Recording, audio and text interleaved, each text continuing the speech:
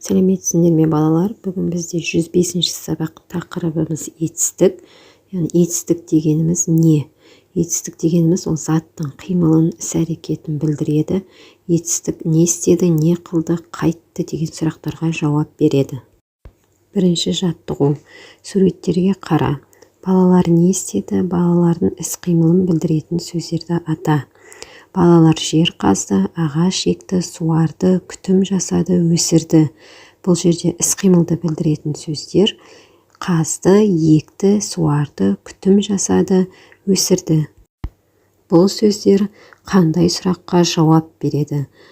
Бұл сөздер не істеді деген сұраққа жауап береді.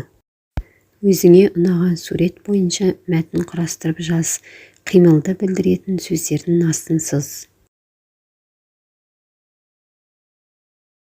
Екінші жаттығу. Өлеңді көшіріп жаз. Қимылды білдіретін сөздерді тауып астын сыз. Бұл сөздер қандай сұраққа жауап береді? Өлеңдегі қимылды білдіретін сөздер қағады, шағады, аунайды, аумайды. Бұл сөздер не істейді деген сұраққа жауап береді.